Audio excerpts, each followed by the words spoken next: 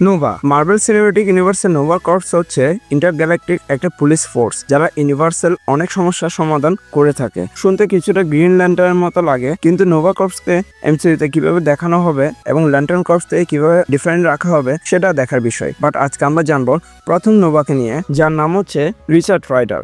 Marble কমিক্সে দুইজন Nova রয়েছে, একজন হচ্ছে রিচার্ড রাইডার এবং আরেকজন হচ্ছে স্যাম আলেকজান্ডার। আর আজকে আমরা জানবো রিচার্ড রাইডারের অরিজিন সম্পর্কে। সো আর কথা না বাড়িয়ে চলুন শুরু করি আজকের ভিডিও।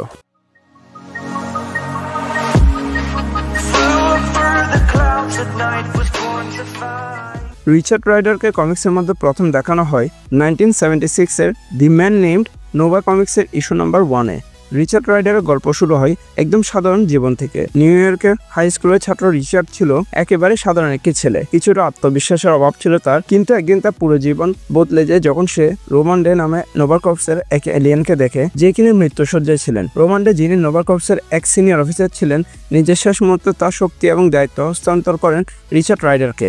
এই শক্তি দেওয়ার সাথে সাথে রিচার্ড হয়ে যান নোভা, মহাকাশের এক রক্ষক। এখন আপনাদের মনে প্রশ্ন আসবে, নোভা কর্পসটা আবার কি জিনিস? নোভা কর্পস আসলে জেন্ডার নামক প্ল্যানেটের এক এলিট মিলিটারি বাহিনী, যারা গ্যালাক্সিতে শান্তি ও আইন শৃঙ্খলা রক্ষার জন্য দায়ী। রিচার্ড রাইডার যখন নোভা ফোর্স পায়, তখন সে তার পাশাপাশি super human strength, super speed এবং ফ্লাই করার ক্ষমতা লাভ করে। এছাড়াও তার হেলমেট তাকে মহাকাশে ভ্রমণ এবং কম্পিউটারাইজ ডেটা সংগ্রহে সাহায্য করে থাকে। এই হেলমেটের মাধ্যমে রিচার্ড নোভা কর্পসের মেইন ফ্রেমের সাথে সংযুক্ত থাকে, যা তাকে তথ্য শেয়ার করার জন্য এবং গুরুত্বপূর্ণ নির্দেশনা পাওয়ার সুযোগ দেয়। এছাড়া নোভা ফোর্স তাকে নানা ধরনের কসমিক পাওয়ারকে ব্যবহার করার ক্ষমতা দিয়ে থাকে। রিচার্ড প্রথম দিকে নোভা কর্পসের কাজে তেমন একটা অভিজ্ঞ ছিল না। পৃথিবীতে সে কিছু ছোটখাটো অপরাধী এবং সুপার ভিলেনদের সাথে লড়াই করত, কিন্তু আস্তে আস্তে তার দায়িত্ব মহাকাশের দিকে প্রসারিত হতে থাকে। একসময় তাকে মহাবিশ্বের বিভিন্ন হুমকির বিরুদ্ধে লড়াই করতে হয়। রিচার্ডের জীবনের সবচেয়ে বড় অ্যাডভেঞ্চার ছিল অ্যানিহিলেশন ইভেন্ট। এই সময় অ্যানিহিলেস নামের এক মনস্টার ইউনিভার্সে আক্রমণ চালায়, আর তখন নোভার নেতৃত্বগুণ পুরোপুরি ফুটে ওঠে।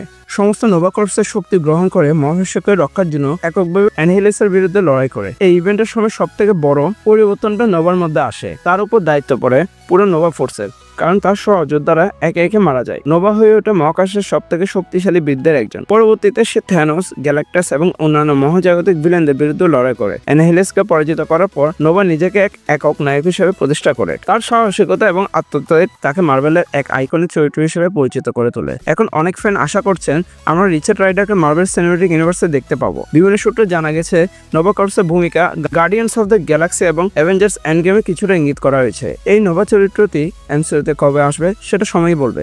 যদিও কেভিন ফাইগি এটা কনফার্ম করেছেন, এমসিইউতে আমরা রিচার্ড রাইডারকে প্রপার নোভা হিসেবে দেখতে পাবো, আর প্রবাবলি নেক্সট ইয়ারেই আমরা নোভার উপর এমসিইউতে একটা সিরিজকে দেখতে পাবো। সো এইখানেই শেষ হলো নোভা একে রিচার্ড রাইডারের অরিজিন স্টোরি। আপনারা কি স্যাম আলেকজান্ডারের অরিজিন সম্পর্কে জানতে চান? তা কমেন্ট করে অবশ্যই জানিয়ে দিতে পারেন।